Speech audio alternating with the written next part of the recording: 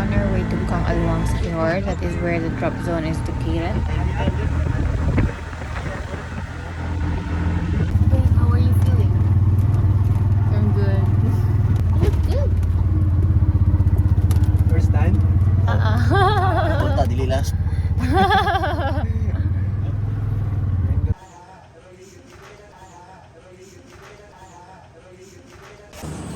At that time, there was only one skydive instructor, so we had to take turns. We had our briefing here. You just have to remember 4 steps, but I'm not very good with instructions. No worries, you can still hear them while skydiving. It is recommended that you wear leggings to prevent skin abrasion upon landing. Also, wear something comfortable under the harness. What's game? Ay, suot na siya ganiya pero gipaubo kay nalibang pa. So, suot balik. Their drop zone is located right beside their office, but we're gonna ride the van. Good morning, Siquijor. Morning, Siquijor. How are you today? Excited? Excited? Yeah, feeling handsome too. Feeling handsome? Yeah, all adrenaline. Damn. Feel good. Bye, babe. Sounds good to me. Kim, good morning. Morning! How are you today? Same old, same old. Same old, same old. See you later. Yeah. Let's go. Tilt my head, dunk on my feet, arch my body like a banana, raise my feet before landing, and don't pass out.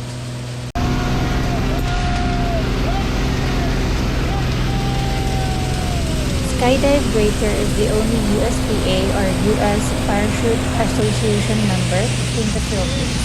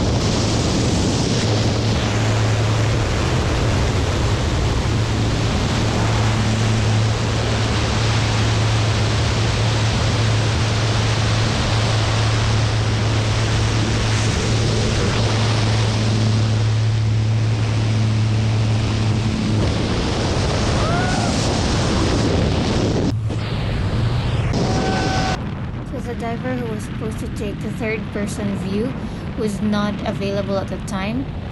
Luckily, somebody volunteered, decided to give it to us for free since he wasn't happy with the results.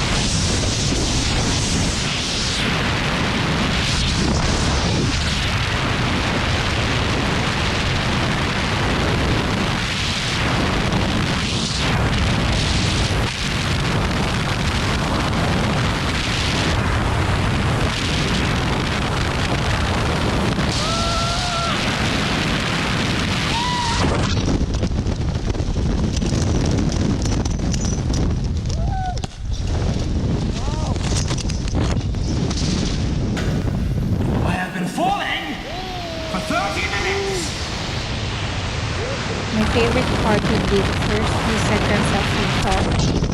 And This part right here reminds me of the satellite view using Google Maps. When I told the instructor that it was so peaceful up there, he adjusted the parachute and it was like wearing ANC or active noise cancelling headphones.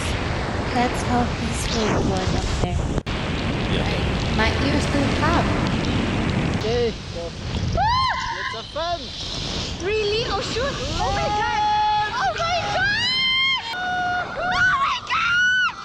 Oh my god! Whoa!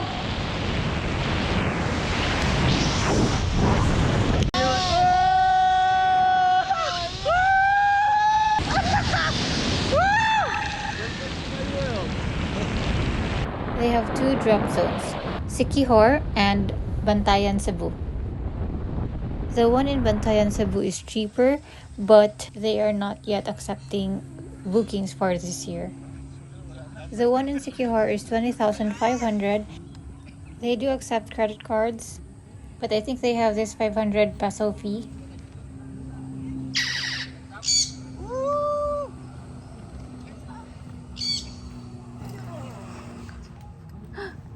If you're planning to have the skydive and just go home right after, Skydive Greater offers chartered planes from Cebu to Siquijor.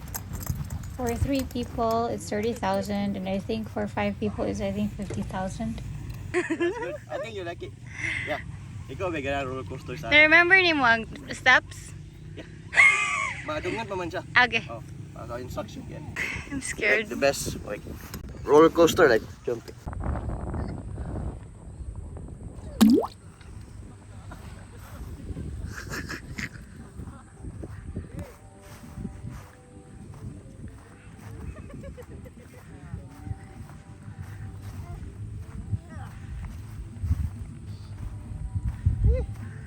No more roller coasters.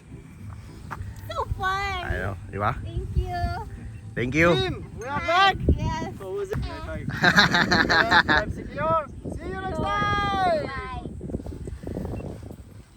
The trick shot! Nagtayat-tayat mo? Ako saan? Gabi akong pabalikas, wag nahurot na. So we stayed at Coco Grove. It's about 20 minutes away from the drop zone. There are Roro and fast craft vehicles such as Montenegro Lines and Ocean Jet. Just a heads up, there may be delays or even cancellations with their trips. So from Cagayan de Oro City, we took a flight to Cebu Dumaguete. This is instead of taking the 6-hour bus ride from Cebu to Dumaguete. We were so amazed by the color of the water near the pier. It was also very clean.